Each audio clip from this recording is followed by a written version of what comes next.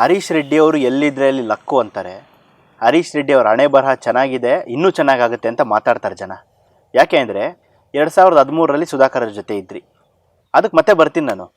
ರಾಜಕೀಯಕ್ಕೆ ತಾವು ಹೆಂಗೆ ಪಾದಾರ್ಪಣೆ ಮಾಡಿದ್ರಿ ಏನು ಅಂತ? ಹೌದು ಸರ್, ರಾಜಕೀಯಕ್ಕೆ ನನ್ನ ಸ್ನೇಹಿತ ಇದೇ ಗ್ರಾಮದ ಹುಡುಗ, ನನ್ನ ಸ್ನೇಹಿತ ಆನಂದ್ ಅಂತ. ಅವ್ರಿಗೆ ನನಗೆ ಹುಡುಗ ಅನ್ನೋದಕ್ಕಿಂತ ನನಗಿಂತೂ ಸೀನಿಯರ್ ಅವರು. ನಾವು ಫ್ರೆಂಡ್ಲಿಯಾಗಿ ಬಾರೋವಾಗ ಅಂತ ಮಾತಾಡ್ಕೊತೀವಿ.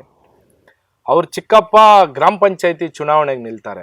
2011-12 ಇಸ್ವಿ ಇರ್ಬೋದು ಮೋಸ್ಟ್ಲಿ. ಅವಕ್ಕೆ ನಾನು ರಾಜಕೀಯ ಚೆನ್ನಾಗಿ ಮಾಡ್ತಾ ಇದ್ದೆ, ಜನಸಂಪರ್ಕ ಇಟ್ಕೊಂಡಿದ್ದೆ. ಕಷ್ಟ ಸುಖ ಬಂದವ್ರಿಗೆ ಸಹಾಯ ಮಾಡಿದ್ರು, ಏನು ಈ ಸಮಾಜ ಸೇವೆ ಇತ್ತು, ಹಂಗಾಗಿ ನಾನಿದ್ದೆ. JDS ಪಕ್ಷದಿಂದ ನನ್ನ ಸ್ನೇಹಿತನ ಅವ್ರ ಅಣ್ಣ ನಿಂತ್ಕೊಳ್ತಾರೆ, ಕಾಂಗ್ರೆಸ್ ಪಕ್ಷದಿಂದ ಇವ್ರು ನಿಂತ್ಕೊಳ್ತಾರೆ. ನಾನು ಆಗ್ತಾನೆ ರಾಜಕೀಯಕ್ಕೆ ಬಂದಿರೋದ್ರಿಂದ ನಮ್ಮ ಮಾವ ನಮ್ಮವರೆಲ್ಲ JDS ಅಲ್ಲಿ ಇದ್ದೆ. ಆಗ ಈ ಭಾಗದಲ್ಲೆಲ್ಲ JDS ಸ್ವಲ್ಪ ಪ್ರಭಾವಿ ಇತ್ತು. ಆವಾಗ ನಾನು JDS ಇದ್ದಾಗ ಅವನು ಗ್ರಾಮ ಪಂಚಾಯತಿಗೆ ಅವ್ರ ಚಿಕ್ಕಪ್ಪ ನಿಂತ್ಕೊಂಡಾಗ ನಾನು ಏನು ದಿನಚರಿ ಇರ್ತದೆ ಅದನ್ನು ಮುಗಿಸಿ ನಾನು ವಾಪಸ್ ಊರಿಗೆ ಬಂದಾಗ ಆವಾಗ ಅವನು ನನ್ನ ಇಲ್ಲೇ ಒಂದು ದೇವಸ್ಥಾನ ಇದೆ ಮಾರಮ್ಮ ಅಂತ, ದೇವಿನೇ ಸಾಕ್ಷಿ. ಆ ದೇವಸ್ಥಾನದ ಬಳಿ ಬಂದು, ಇಲ್ಲ ಅಣ್ಣ, ಈ ಸಲ ನೀವು ನಮ್ಮ ಚಿಕ್ಕಪ್ಪ ಅವರು ಸೋತಿದ್ದಾರೆ, ಅದಕ್ಕೂ ಮುಂಚೆ ಈ ಸಲ ನೀವು ಸಹಾಯ ಮಾಡಬೇಕು ಅಂತ ಕೇಳ್ತಾರೆ. ಆವಾಗ ನಾನು ನನ್ನ ಸ್ನೇಹಿತ ಆ ಕಡೆ ಈ ಕಡೆ, ಇವನು ಸ್ನೇಹಿತ ಯಾರನ್ನೂ ಬಿಟ್ಕೊಡೇ ಇದ್ದೇ ಇರೋಂಥ ಪರಿಸ್ಥಿತಿ ನಂದು ಉದ್ಭವ ಆಗ್ತದೆ. ಆವಾಗ ನಾನು ಅವ್ರಿಗೆ ಸ್ವಲ್ಪ ಹಣ ಸಹಾಯ ಮಾಡ್ತೀನಿ, ಇವ್ರ ಜೊತೆ ಸ್ವಲ್ಪ ಓಟ್ ಸಹಾಯ ಮಾಡ್ತೀನಿ. ಆವತ್ತಿನ ದಿನ ಇವರು ಬರೀ 8-10 ಓಟಲ್ಲಿ ಇವ್ರು ಯಾರು ನನ್ನ ಮತ್ತೆ ಬಂದು ಕೇಳ್ಕೊಂಡ್ರೆ ಅವ್ರು ಸೋಲ್ತಾರೆ. ನನ್ನ ಸ್ನೇಹಿತನವ್ರ ಅಣ್ಣನೇ ಗೆಲ್ತಾರೆ.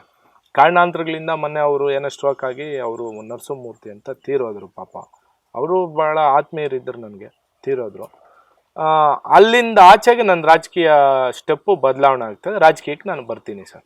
ಅದಾದಮೇಲೆ ನಮ್ಮ ನಾಯಕರಾದಂಥ ಸನ್ಮಾನ್ಯ ಶ್ರೀ ಡಾಕ್ಟರ್ ಕೆ ಸುಧಾಕರ್ ಅವರು ನನಗೆ ಸಂಪರ್ಕ ಬೆಳೀತದೆ.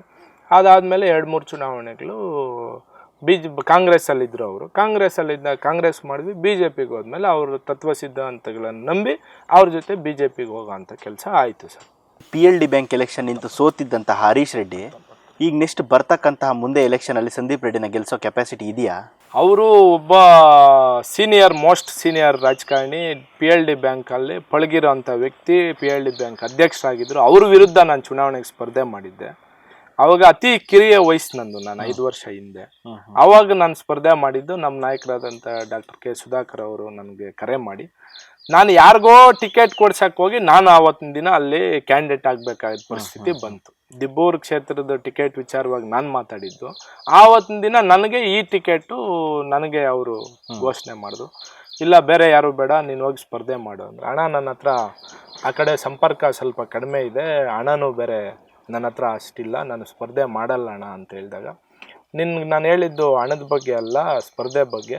ನೀನು ಹೋಗಿ ಸ್ಪರ್ಧೆ ಮಾಡು, ಮಿಕ್ಕಿದ್ದು ನಾನು ನೋಡ್ಕೊತೀನಿ ಅಂತ ಅವರು ಭರವಸೆ ಕೊಟ್ಟರು. ಅದು ಅವ್ರ ಹೇಳಿಕೆ ಪ್ರಕಾರ ನಾನು ಹೋಗಿ ಕಂಟೆಸ್ಟ್ ಮಾಡಿದ್ದು ನಿಜ. ಕಡಿಮೆ ಓಟಲ್ಲಿ ನಾನು ಆವಾಗಲೇ ರಾಜಕೀಯ ತಂತ್ರ ಮಾಡಿದ್ದೆ. ನನಗೇನು ಕಾಂಗ್ರೆಸ್ JDS ಅಲ್ಲಿ ಅವರು ಏನು 2 ಪಕ್ಷ ಅಲಯನ್ಸು ಆಗಿತ್ತು, ಅವಾಗ ನಮ್ಮ ನಾಯಕರು ಹೊಸದಾಗಿ BJP ಪಕ್ಷಕ್ಕೆ ಬಂದಿದ್ದರು. ಮೈತ್ರಿಕೂಟ ಅವ್ರದ್ದು ರಚನೆ ಆಗಿತ್ತು. ಆದರೂ ಕೂಡ ಅವ್ರ ಜೊತೆ ಲೀಡರ್ಶಿಪ್ ಇತ್ತಂಥವ್ರು, ಲೀಡರ್ ಆಗಿ ನಾಯಕತ್ವ ಬೆಳೆಸ್ಕೊಂಡಿದ್ದಂಥ ನಾಯಕರ ಸಂಪರ್ಕ ನನಗೆ ಚೆನ್ನಾಗಿತ್ತು. ಅವ್ರು ನನಗೆ ಸಹಾಯ ಮಾಡಿದ್ದಿದ್ದು ದಿನ ಇತ್ತು. ಆವತ್ತು ನಾನು ಒಂದು 50-55 ಜನ ಸಪ್ರೇಟ್ ಬಸ್ ಹತ್ತಿಸಿದ್ದೆ, ಇವ್ರು ನಮ್ಮ ಚುನಾವಣೆಗೆ ಮತ ಚಲಾವಣೆ ಮಾಡಿಸ್ಬಾರ್ದು ಅಂತ. ಆದರೂ ಕೂಡ ನಮ್ಮ ಹಿರಿಯ ನಾಯಕರು, ನಮ್ಮ ಕೇಶವ ರೆಡ್ಡಿ ಅಣ್ಣವರು, ನಾನು ಇದನ್ನೆಲ್ಲ ಮುಂದಾಳತ್ವ ತೊಗೊಂಡಿರೋದು, ನೀನು ಇದ್ರ ಬಗ್ಗೆ ತಲೆ ಕೆಡಿಸ್ಕೊಬೇಡ, ಅವ್ರ ಮೇಲೆ ನನಗೆ ನಂಬಿಕೆ ಇದೆ, ಅವರೆಲ್ಲ ನಮ್ಮ ಮತ ಕೊಡ್ತಾರೆ, ನೀನು ಬಾ ಆರಾಮಾಗಿ ಅಂತ ನನ್ನ ಕರ್ಕೊಂಡು ಬಂದರು. ಹಂಗಾಗಿ ಅವತ್ತು ಆ ನಂಬಿಕೆ ನಮಗೆ ಸೋಲಾಯ್ತೇ ವಿನಃ ನನ್ನ ಕೆಲಸ ಪ್ರಾರಂಭ ಮಾಡಿದರೆ ಅವತ್ತು ನನಗೆ ಸೋಲು ಆಗ್ತಾ ಇರಲಿಲ್ಲ ಸರ್. ಸಂದೀಪ್ ರೆಡ್ಡಿನ ಗೆಲ್ಲಿಸ್ತೀರಾ ಇವಾಗ? ಸರ್, ಸಂದೀಪ್ ರೆಡ್ಡಿನ ಗೆಲ್ಸಕ್ಕೆ ನಾವ್ಯಾರು ಸರ್? ನಾನೊಬ್ಬ BJP ಪಕ್ಷದ ನಿಷ್ಠಾವಂತ ಕಾರ್ಯಕರ್ತ. ನನ್ನ ಕೈಯಲ್ಲಿ ಆದಷ್ಟು ಮಾತ್ರ ನಾನು ಯಾರು ನಂಬಿರ್ತಾರೋ ಅವ್ರಿಗೆ ಸಹಾಯ ಮಾಡೋವಂಥ ಶಕ್ತಿ, ಬುದ್ಧಿ 2 ಭಗವಂತ ಕೊಟ್ಟಿದ್ದಾನೆ. ಗೆಲ್ಸಕ್ಕೆ ನನ್ನ ಕೈಲಿಲ್ಲ ಸರ್, ಜನ ತೀರ್ಮಾನ ಮಾಡೋದು. ಎಷ್ಟೋ ಜನ ಶ್ರಮ ಪಟ್ಟರೆ ಒಬ್ಬನ MLAನೋ MP ನೋ ಆಗೋಕ್ಕೆ ಅವ್ರಿಗೆ ಅರ್ಹತೆ ಇರ್ತದೆ. ಇಷ್ಟೂ ಜನದ ತೀರ್ಮಾನ ನಾನು ಒಬ್ಬನೇ ಹೇಳೋಕ್ಕಾಗಲ್ಲ ಸರ್. ಜನ ತೀರ್ಮಾನ, ನಮ್ಮ ತೀರ್ಮಾನ, ಅಂತಿಮ ತೀರ್ಮಾನ ಅವ್ರದ್ದೇ ಅಲ್ವ ಸರ್. ಅಲ್ಟಿಮೇಟ್ಲಿ ಲಾಸ್ಟಿಗೆ ಮತದಾರರಲ್ಲ ಪ್ರಭುಗಳು. ನಾಯಕನಾಗಬೇಕಂದ್ರೂ ಅವರೇ ಕಾರಣ, ನಾಯಕನಿಲ್ಲದ ಸಾಮ್ರಾಜ್ಯ ನೋಡ್ಬೇಕಂದ್ರೆ ಅವರೇ ಕಾರಣ. ಅದನ್ನು ನಾವೆರಡೂ ಹತ್ತಿರದಿಂದ ನೋಡಿದ್ದೀವಿ. ಹರೀಶ್ ರೆಡ್ಡಿ ಅವರಿಗೆ ಸಂದೀಪ್ ರೆಡ್ಡಿ ನಾಯಕರ, ಸುಧಾಕರ್ ನಾಯಕರ? ಸರ್, ಮೊದಲನೇದಾಗಿ ನಮಗೆ ಸನ್ಮಾನ್ಯ ಮಾನ್ಯ ಲೋಕಸಭಾ ಸದಸ್ಯರು ಆದಂಥ ಶ್ರೀ ಡಾಕ್ಟರ್ ಕೆ ಸುಧಾಕರಣ್ಣ ಅವರೇ ನನಗೆ ಮೊದಲನೇದಾಗಿ ನಾಯಕರು.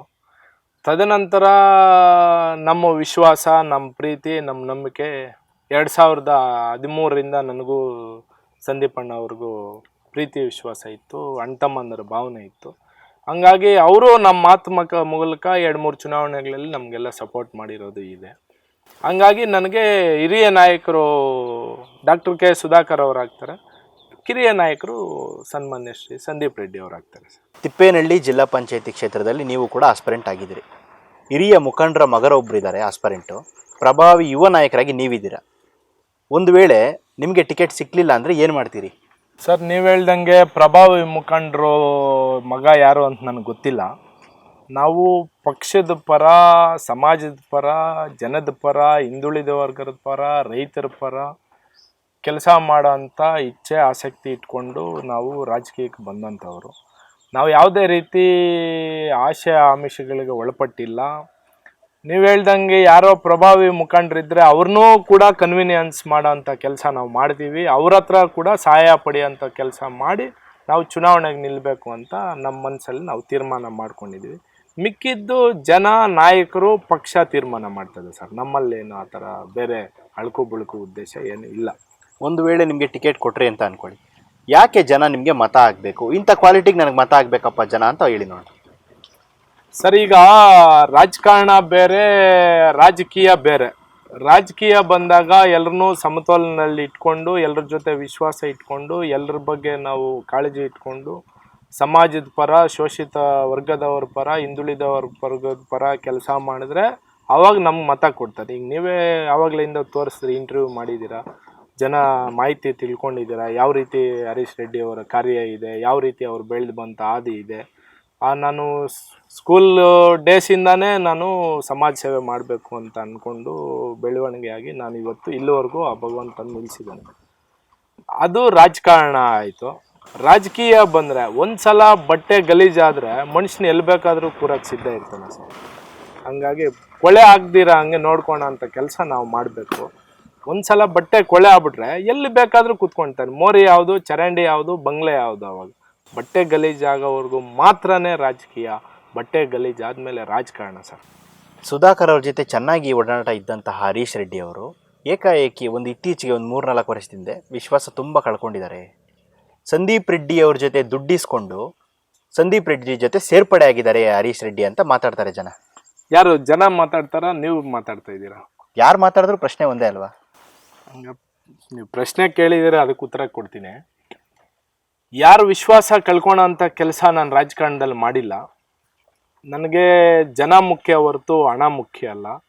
ಹಣದ ಆವಾಗಲೇ ಹೇಳಿದ್ನಲ್ಲ, ಹಣಕ್ಕೆ ಹೆಣಕ್ಕೆ ಇರೋ ವ್ಯತ್ಯಾಸ, ಅದನ್ನು ತತ್ವಸಿದ್ಧ ಅಂತ ಇಟ್ಕೊಂಡಿರೋನು. ಬಂದವರು ಬಂದಂತೆ, ಹೋದವರು ಹೋದಂತೆ, ಬಿಡು ನೀನು ಅವರಿವರ ಚಿಂತೆ, ಬದುಕು ನೀನು ನಿನ್ನಂತೆ ಅಂತ ಒಂದು ತತ್ವ ಅಳವಡಿಸ್ಕೊಂಡಿರೋನು ನಾನು. ಆ ತತ್ವನ ಇಟ್ಕೊಂಡಿದ್ದೀನಿ. ಯಾರ ಬಗ್ಗೆನೂ ನಾನು ಅಷ್ಟು ಡೀಪಾಗಿ ತಲೆ ಕೆಡ್ಸ್ಕೊಳಲ್ಲ. ಎಲ್ಲಿದ್ದರೆ ಅಲ್ಲಿ ನೈಯತ್ತಿಂದ, ನಂಬಿಕೆಯಿಂದ ನನ್ನ ಕೆಲಸವನ್ನು ನಾನು ಮಾಡ್ತೀನಿ ಸರ್. ಏನೋ ಹೇಳಿದ್ರಲ್ಲ, ಹಣ ಪಡೆದಿದ್ದೀರ ಅಂತ. ನೀವು ಇಬ್ಬರು ನಿಮ್ಮ ಸಂಪರ್ಕದಲ್ಲಿದ್ದಾರೆ, ನೀವು ಮೀಡಿಯಾ ಮಿತ್ರರು, ನಿಮ್ಮನ್ನ ಯಾರು ಅಡ್ಡಿಪಡಿಸೋಕ್ಕಾಗಲ್ಲ.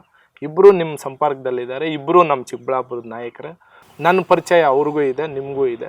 ಹೋಗಿ ನೀವೇ ಅವ್ರನ್ನ ನೇರವಾಗಿ ಪ್ರಶ್ನೆ ಮಾಡಿ, ಸರ್ ಎಷ್ಟು ಹಣ ಕೊಟ್ಟು ಹರೀಶ್ ರೆಡ್ಡಿ ಅವ್ರನ್ನ ನಿಮ್ಮ ಹತ್ರ ಇಟ್ಕೊಂಡಿದ್ದೀರಾ ಅಂತ ಸಂದೀಪ್ ರೆಡ್ಡಿ ಅವ್ರನ್ನ ಪ್ರಶ್ನೆ ಮಾಡಿ, ಎಷ್ಟು ಹಣ ಕೊಟ್ಟು ಕಳ್ಕೊಂಡಿದ್ದೀರಾ ಅಂತ ಸನ್ಮಾನ್ಯ ಶ್ರೀ ಡಾಕ್ಟರ್ ಕೆ ಸುಧಾಕರ್ ಅವರನ್ನು ಪ್ರಶ್ನೆ ಮಾಡಿ.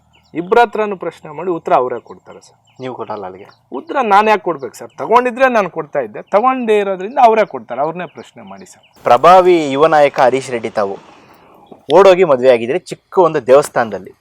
ತಾಯಿ ಪ್ರೀತಿ ಹೆಚ್ಚು ನನಗೆ ಅಂತ ಹೇಳಿದ್ರಿ. ಆ ಟೈಮಲ್ಲಿ ತಾಯಿ ಪ್ರೀತಿ ಒಪ್ಪಿಸಿ ಮದುವೆ ಮಾಡ್ಕೋಬೇಕು ಅಥವಾ ಮನೆಯಲ್ಲಿ ತಾಯಿ ಏನು ಅನ್ಕೊತಾರೋ, ಇಷ್ಟ ಇಲ್ಲದ ಮದುವೆ ಅಂತ ಅನಿಸ್ಲಿಲ್ವ ತಮಗೆ? ಸರ್ ನಿಜ, ನಾನು ಲವ್ ಮ್ಯಾರೇಜ್ ಆಗಿರೋದು. ಇದೇ ನಮ್ಮ ಕಂಜನಹಳ್ಳಿ ಗ್ರಾಮದ ಕಾಳಿಕಾಂಬ ದೇವಸ್ಥಾನದಲ್ಲಿ ನನ್ನ ಮದುವೆ ಆಗಿದ್ದು ನಿಜ. ಪ್ರೀತಿ ಎಲ್ಲ ಪಾಠ ಕಲಿಸ್ತದೆ ಸರ್.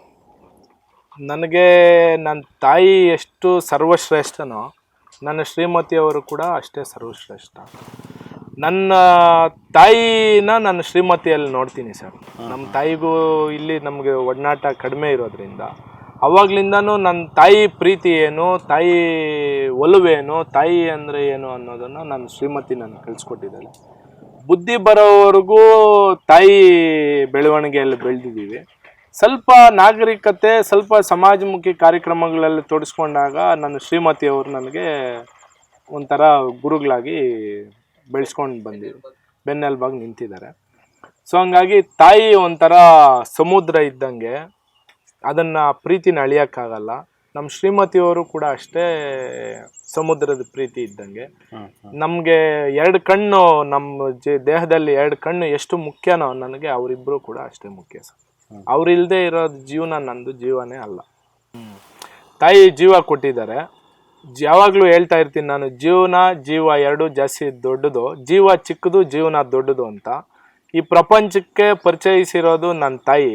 ನನ್ನ ಜೀವನದ ಬಗ್ಗೆ ಪರಿಚಯ ಹೆಂಗಾಗಬೇಕು, ಯಾವ ಥರ ನೀನು ಸಮಾಜದಲ್ಲಿ ಗುರುತಿಸ್ಕೊಬೇಕು, ಯಾವ ರೀತಿ ಇರಬೇಕು, ನಮ್ಮ ಲೈಫ್ ಸ್ಟೈಲ್ ನಾವು ಮುಂದೆ ಹೆಂಗೆ ಬದುಕಬೇಕು ಅಂತ ಜೀವನ ಹೇಳ್ಕೊಡ್ತಾ ಇರೋದು ನನ್ನ ಶ್ರೀಮತಿಯವರು. ಹರೀಶ್ ರೆಡ್ಡಿ ಅವರು ಹೆಚ್ಚಿನ ರೀತಿ ಸಮಾಜ ಸೇವೆ ಮಾಡ್ತಿರ್ತೀರಾ. ಈ ಸಮಾಜ ಸೇವೆಗೆ ನಿಮ್ಮ ಶ್ರೀಮತಿಯವರ ಸಹಕಾರ ಯಾವ ರೀತಿ ಇದೆ? ಅವರು ಏನಕ್ಕೆ ಈ ರೀತಿ ದುಡ್ಡು ವೇಸ್ಟ್ ಮಾಡ್ಕೊತೀಯಾ, ಯಾಕೆ ನಮಗೆ ಆಗತ್ತಲ್ವಾ ಅಂತ ಏನೋ ಒಂದು ನಿಮ್ಗೆ ಅಡ್ಡಿಪಡಿಸೋದಿಲ್ವಾ ಏನೋ ಅಂತ? ಸರ್, ಈಗ ನಾನು ಆವಾಗಲೇ ಹೇಳಿದ್ದೀನಿ, ಯಾರ ಹಂಗಲ್ಲೂ ಬದುಕೋ ಅಷ್ಟು ಇದಿಲ್ಲ. ನಾನು ಮುಂಚೆಯಿಂದನೂ ಸ್ವಲ್ಪ ಒಂಥರ ಡಿಕ್ಟೇಟರ್ ಲೈಫ್ನ ಅನುಭವಿಸಿರೋನು ನಾನು. ನನಗೆ ಇನ್ನೊಬ್ರು ಹೇಳಿಕೆ ಮೇಲೆ ನನಗೆ ನಿರ್ಧಾರ ಇರಲ್ಲ. ಬಟ್ ಅವರೇ ನನ್ನನ್ನು ಅರ್ಥ ಮಾಡಿಕೊಂಡು, ನನ್ನ ಗಂಡ ಇಷ್ಟೇ, ಇವ್ರು ಯಾವಾಗಲೂ ಇನ್ನೊಬ್ಬರು ಸೇವೆ ಮಾಡೋದೇ ಇವ್ರ ಆಸಕ್ತಿ, ಸಮಾಜ ಸೇವೆ ಇವ್ರ ಮುಖ್ಯ ಉದ್ದೇಶ, ಇವ್ರ ಮುಂದೆ ಏನಾದರೂ ಆಗಬೇಕು ಅಂತ ಅವ್ರಿಗೂ ಕೂಡ ಆಸೆ ಇರೋದ್ರಿಂದ ಅವ್ರು ಯಾವುದೇ ರೀತಿ ಸಮಾಜ ಕಾರ್ಯಕ್ರಮಕ್ಕೆ, ಸಮಾಜಮುಖಿ ಕೆಲಸಗಳಿಗೆ ಅಡ್ಡಿಪಡಿಸಲ್ಲ. ಅವಳು ಕರುಣೆನೇ ಇರೋದು ಸರ್. ಅವಳು ತಾಯಿನೇ ಅಲ್ವಾ, ಎಣ್ಣೆ ಅಲ್ವಾ. ತಾಯಿಗಿರೋ ಅಷ್ಟು ಕರುಣೆ ಈ ಪ್ರಪಂಚದಲ್ಲಿ ಯಾರಿಗೂ ಇಲ್ಲ. ಹಂಗಾಗಿ ಆ ತಾಯಿಗೆ ಕರುಣೆ ಇರೋದ್ರಿಂದ ಅವಳು ಕೂಡ ಇಂಥವ್ರಿಗೆ ನನಗೆ ಎನ್ಕರೇಜ್ ಮಾಡ್ತಾಳೆ ಸರ್. ಯಾವುದೇ ರೀತಿ ಅಡ್ಡಿಪಡಿಸಿಲ್ಲ. ಅವಳೇ ನನ್ನ ದೇವರಲ್ವಾ ಸರ್.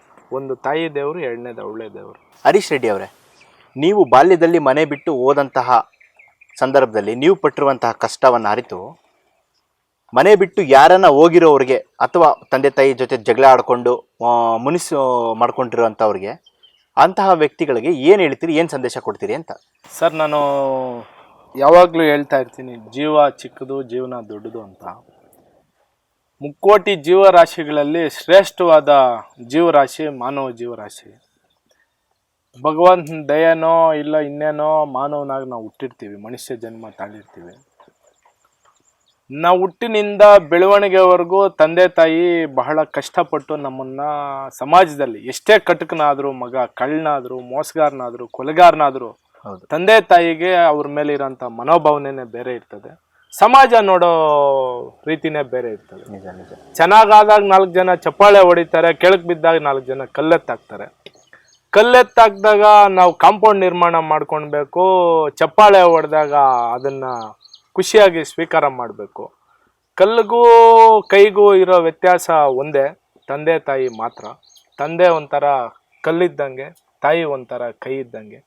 ತಂದೆ ತಾಯಿನ ಬಿಟ್ಟು ಯಾರೂ ಕೂಡ ಬದುಕಬೇಡ್ರಿ. ಜೀವನ ಪರ್ಯಂತ ತಂದೆ ತಾಯಿನ ಚೆನ್ನಾಗಿ ನೋಡ್ಕೊಳ್ರಿ. ಅನಾಥಾಶ್ರಮಗಳು ತುಂಬ್ತಾ ಇದೆ, ಅನಾಥಾಶ್ರಮಗಳನ್ನ ಮುಚ್ಚುವಂಥ ಕೆಲಸ ಆಗಲಿ, ತಂದೆ ತಾಯಿಗಳೇ ಮಕ್ಕಳನ್ನ ಚೆನ್ನಾಗಿ ನೋಡ್ಕೊಳೋಂಥ ಕೆಲಸ ವೃದ್ಧಾಶ್ರಮಗಳು ಬರ್ತಾ ಇದೆ. ದಯವಿಟ್ಟು ಇವೆಲ್ಲ ಕಡಿಮೆ ಆಗಲಿ ಅಂತ ನಾನು ನಿಮ್ಮ ಸಂದರ್ಶನದ ಮುಖಾಂತರ, ನಿಮ್ಮ ಜನಧ್ವನಿ ಚಾನಲ್ ಮುಖಾಂತರ ನಾನು ಮನವಿ ಮಾಡ್ತಾ ಇದ್ದೀನಿ. ಯಾರೇ ಕೂಡ ತಂದೆ ತಾಯಿ ಮೊದಲನೇ ದೇವರು, ತದನಂತರ ಎರಡನೇ ದೇವರು ಗುರುಗಳು, ಮೂರನೇ ದೇವರು ಭಗವಂತ. ನಾವು ಮೇಲಕ್ಕೆ ನೋಡಬೇಕಾದ್ರೆ ಮುಂಚೆ ಕೆಳಗಡೆಯಿಂದ ಮೇಲಕ್ಕೆ ನೋಡಬೇಕು. ಹಾಗಾಗಿ ದಯವಿಟ್ಟು ಯಾರೂ ಕೂಡ ತಂದೆ ತಾಯಿನ ಹೀಯಾಳಿಸ್ಬೇಡಿ. ಅವರೇ ನಮಗೆ ಜೀವ, ಅವರೇ ನಮಗೆ ಸರ್ವಸ್ವ. ಅವ್ರನ್ನ ನಂಬಿ ಪ್ರತಿದಿನ ಅವರು ಪೂಜೆ ಮಾಡಿ, ಆಮೇಲೆ ನಿಮ್ಮ ಎಲ್ಲ ಜೀವನ ಕೂಡ ಭಾಳ ಶುಭಕರವಾಗಿರ್ತದೆ ಅಂತ ನಾನು ಈ ಮೂಲಕ ಎಲ್ರಿಗೂ ಒಂದು ವಿಷಯವನ್ನು ತಿಳಿಸೋಕ್ಕೆ ಪ್ರಯತ್ನ ಪಡ್ತೀನಿ ಸರ್. ಹರೀಶ್ ರೆಡ್ಡಿ ಅವರೇ, ಇಷ್ಟೊತ್ತು ನಮ್ಮ ಸಂದರ್ಶನದಲ್ಲಿ ಪಾಲ್ಗೊಂಡು ನಿಮ್ಮ ಒಂದು ಬಾಲ್ಯದಿಂದ ಹಿಡಿದು ಇಲ್ಲಿವರೆಗೂ ಎಲ್ಲ ವಿವರಗಳನ್ನು ತಿಳಿಸ್ಕೊಟ್ಟಿದ್ದೀರಿ. ಮುಂದೆ ನೀವು ಅಂದ್ಕೊಂಡಿರ್ತಕ್ಕಂತಹ ಹುದ್ದೆ ನಿಮಗೆ ಸಿಗಲಿ, ರಾಜಕೀಯವಾಗಿ ಉನ್ನತ ಮಟ್ಟಕ್ಕೆ ಬೆಳೀಲಿ ಅಂತ ನಮ್ಮ ಕಡೆಯಿಂದನೂ ಆಲ್ ದಿ ಬೆಸ್ಟ್ ಹೇಳ್ತೀವಿ. Thank you so much. ನೋಡಿದ್ರಲ್ಲ ವೀಕ್ಷಕರೇ, ಇಷ್ಟೊತ್ತು ಹರೀಶ್ ಕೆ ರೆಡ್ಡಿ BJP ಯುವ ಮುಖಂಡರು, ಸಮಾಜ ಸೇವಕರು. ಮುಂದೆ ಅವರು ಅಂದ್ಕೊಂಡಿರುವಂತಹ ಕಾರ್ಯಗಳು ನೆರವೇರಲಿ. ಈ ಸಂದರ್ಶನ ಒಂದಷ್ಟು ಜನರಿಗೆ ಮಾರ್ಗದರ್ಶನ ಆಗಬೇಕು. ಅವರು ಬೇಕರಿಯಲ್ಲಿ ಕೂಡ ಕೆಲಸ ಮಾಡಿದ್ದಾರೆ, ಮತ್ತು ಫರ್ಟಿಲೈಸರ್ಸ್ ಅಂಗಡಿಯನ್ನು ಈಗ ಇಟ್ಕೊಂಡಿದ್ದಾರೆ, ಮತ್ತು ಒಂದು ಕೃಷಿಯಲ್ಲಿ ಕೂಡ ತೊಡಗಿದ್ದಾರೆ. ಎಷ್ಟೋ ಜನರಿಗೆ ಯಾರೋ ಒಂದು ನಾವು ಹಿಂಗಿರ್ತೀವಪ್ಪ, ಹಿಂಗೆ ಆಗೋಗ್ತೀವಿ, ನಾವು ನೆಕ್ಸ್ಟ್ ಜೀವನದಲ್ಲಿ ಬೆಳಿತೀವೋ ಇಲ್ವೋ, ನಾವು ಮನೆಯಿಂದ ಓಡೋಗಿದ್ದೀವಿ ಅನ್ನೋ ಮನೋಭಾವ ಬಿಟ್ಟು ಯಾರೇ ಆಗಲಿ ತಂದೆ ತಾಯಿನ ಜೊತೆ ಇದ್ದು ಖುಷಿಯಾಗಿರಬೇಕು ಅಂತ ನಮ್ಮ ಒಂದು ಕಳಕಳಿ. ಇದಾಗಿತ್ತು ಇವತ್ತಿನ ವಿಶೇಷ. ಲೇಟೆಸ್ಟ್ ಅಪ್ಡೇಟ್ಸ್ಗಾಗಿ ನೋಡ್ತಾ ಇರಿ ಜನಧ್ವನಿ.